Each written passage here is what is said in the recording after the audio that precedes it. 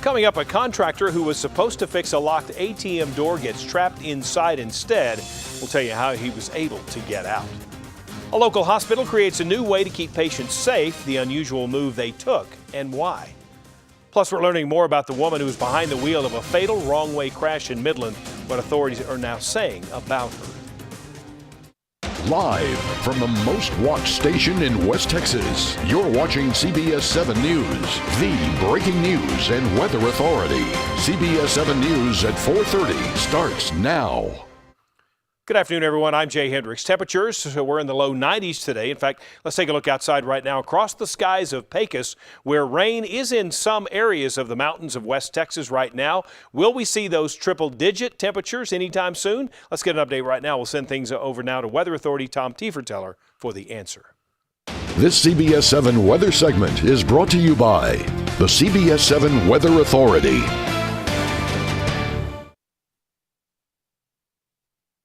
Well, we are looking at a little upper level disturbance starting to bring in some showers and thunder showers across the mountain areas of West Texas. Looking at that activity prompting flood advisories now for around the Fort Davis area, Marfa and Alpine until 7:30 tonight.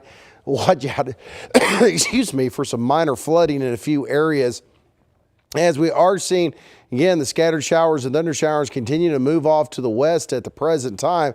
More activity around Sanderson and Dryden and just north of Van Horn, where they've had some problems on State Highway 54 with some water running across it. Looks like that could continue to be a problem as we move in towards the evening hours. So far, official rainfall amounts 9 100ths in Marfa, 3 100ths in Presidio, but some areas could be picking up close to half an inch of rain here across parts of the Davis Mountains from these showers and thunder showers that have really knocked temperatures down.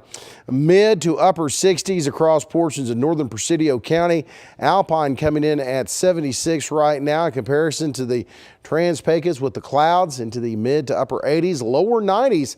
Not too bad with a few clouds right across the Midland-Odessa area.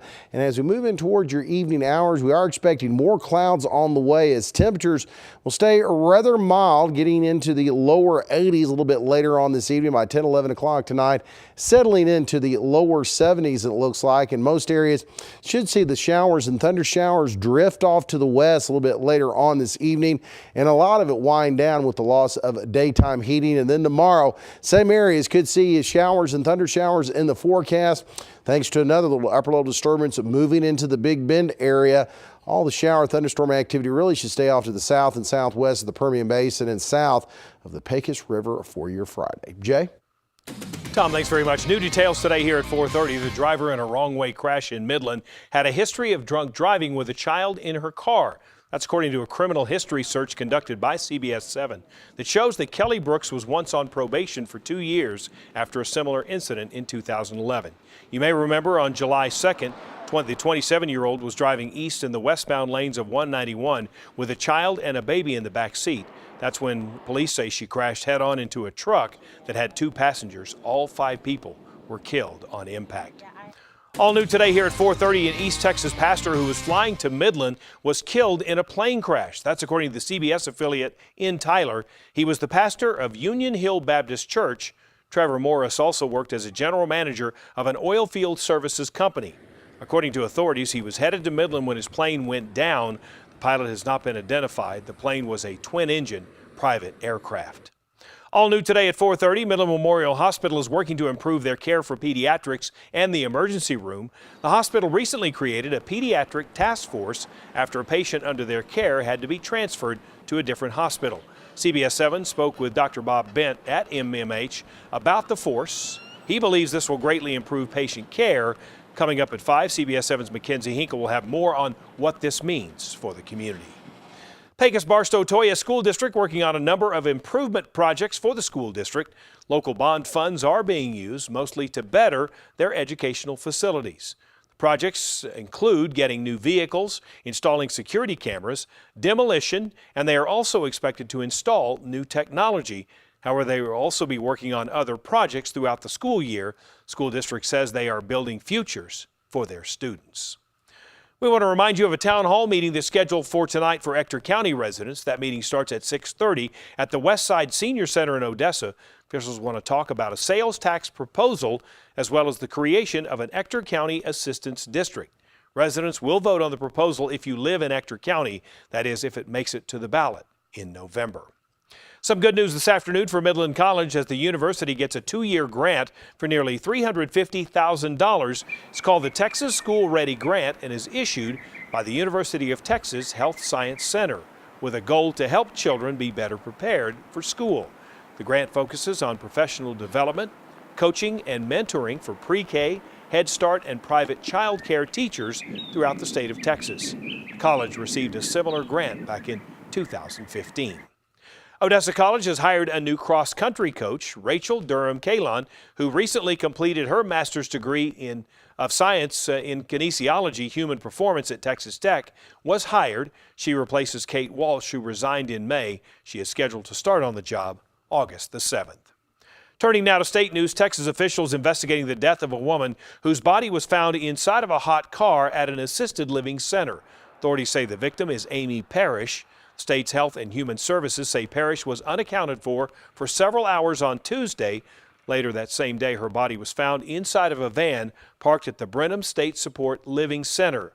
One parent is concerned about how this happened. As my own son who doesn't speak and wanders off, they shouldn't be allowed to wander by themselves as much without checks and balances. I don't understand why the cars weren't locked, how the individual got in the car. The HHS says the death may be heat-related. The facility called the incident a tragic accident and offered condolences to Parrish's family and friends. Be careful where you park in downtown Austin. A woman was injured after her car fell from a parking garage this morning. Officials say the 30-year-old woman was in her car when it happened. They say the vehicle hit an SUV and ruptured a gas line. Police say the suspension wires on the building did not catch the car and that the wires are still attached to the building. Well, I can't see what's above me, so I just started driving forward, and it hit the backside of the Tahoe, and that's when I pulled forward and jumped out. Surprisingly, authorities say they took her to the hospital with non-life-threatening injuries. This is the second time in a year that a car fell from this parking garage, also from the same floor. A Texas man spent several hours trapped inside of an ATM and had to pass notes to customers. He was stuck inside of a Bank of America ATM in Corpus Christi for hours. The contractor, who ironically was there to fix a door lock, became locked inside of the small room that houses the ATM and without his phone. So he started slipping messages for help to customers on the outside. He can't get out. He can't call anybody because his phone is in his truck.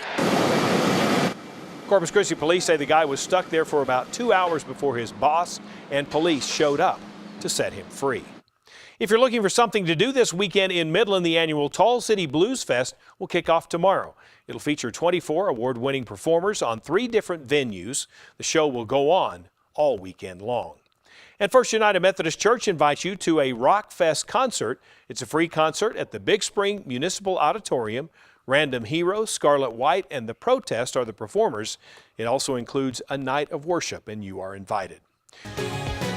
We are hitting the road for our 2017 community tour this summer, and guess what? You're invited. We've been traveling all over West Texas and have made trips so far to Big Spring, Presidio, and Ira, and this weekend we're taking our bus to Kermit. We had so much fun on last year's CBS 7 community tour. Let's do it again. Mind if I go first? Sure. 10-1, he hits North Korea again. You're on. Really? Thank you. I was just warming up. My turn. The 2017 CBS 7 Community Tour continues in Kermit on July 14th. We'll have food, family fun, and some friendly competitions. And get ready, we'll be showing up in communities all across West Texas. So join us in Kermit. Brought to you by Apache. Kermit will be the place tomorrow. We hope you'll come join us. We will be live at the Winkler County Courthouse starting at 4:30 in the afternoon. We'll have hot dogs, games, and giveaways. You can also get your hands on a CBS 7 Apache Corporation koozie. We'll have those for you as well. So come out and see us in Kermit. A NASA spaceship captures Jupiter's red hot spot, the breathtaking images and how long NASA says it's been around. That's coming up. First, though, a look at today's oil report. You're watching CBS 7 News at 4:30.